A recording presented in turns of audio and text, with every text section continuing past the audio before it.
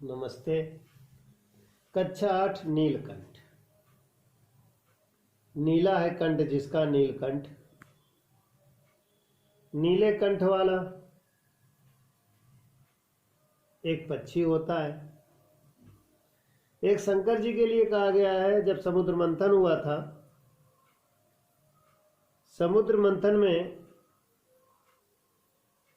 कई रत्न निकले। उन रत्नों में जहर भी निकला, जिसे शंकर जी ने विषपान कर लिया, गले में ही एडजस्ट कर लिया, उसको समायोजित कर लिया, तब से नीलकंठ कहलाए। तो नीलकंठ में कर्मधारय भी समास है। नीला है कंठ, नीलकंठ पक्षी कहा जाता है। और नीलकंठ में बहुब्रीहि समास भी है, नीलकंठ वाला अर्थात शंकर जी। मनुष्य की तरह पक्षियों में भी प्रेम, ईर्ष्या, सुख दुख का भाव पाया जाता है। सुख या दुख के माहौल में वे सब खुशी या तकलीफ का अनुभव करते हैं।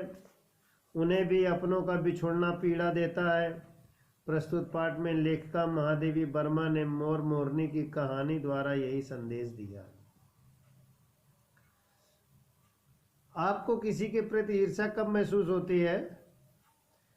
ऐसे में आपके आचरण और व्यवहार में क्या अंतर आता है?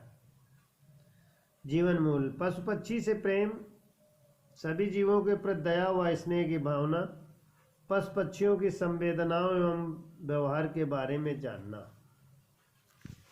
उस दिन एक अतिथि को स्टेशन पहुंचाकर मैं लौट रही थी कि चिड़ियों और खरगोशों की दुकान का ध्यान आ गया। मैंने ड्राइवर को उसी ओर चलने को आदेश दिया।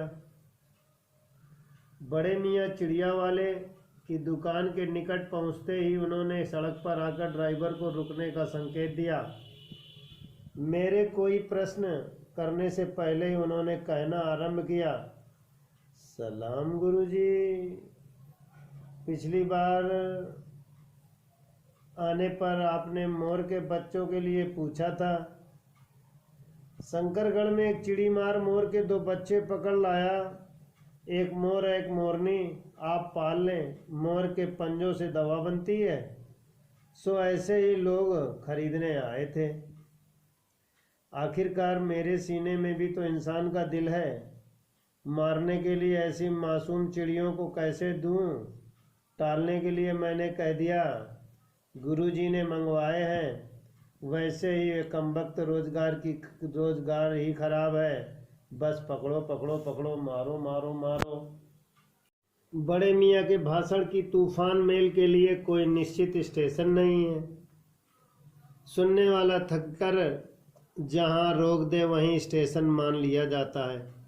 इस तथ्य से परिचित होने के कारण ही मैंने बीच में उन्हें रोककर पूछा, मोर के बच्चे कहाँ हैं? बड़े मियाँ के हाथ के संकेत का अनुसरण करते हुए मेरी दृष्टि एक तार के छोटे से पिंजरे तक पहुंची, जिसमें तीतरों के समान 2 बच्चे बैठे थे।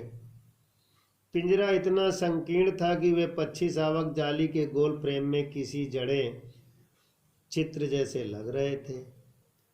मेरे निरीक्षण के साथ साथ बड़े मियाँ की भाषण मेल चली जा रही थी।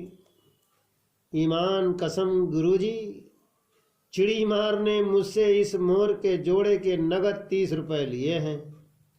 बार बार कहा, भाई जरा सोच तो, अभी इनमें मोर की कोई खासियत भी है कि तू इतनी बड़ी कीमत मांगने चला? पर वह मुझे क्यों सुनने लगा? आपका ख्याल करके आस्ता पछता कर देना ही पड़ा।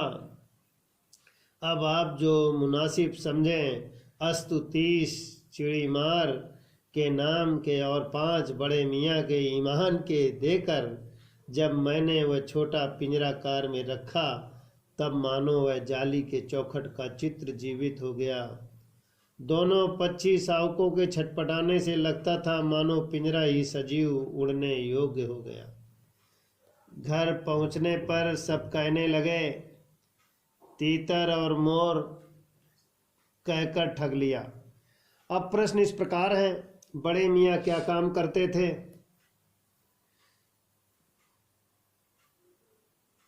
किस लिए, किस काम के लिए लेखक वहां गया था?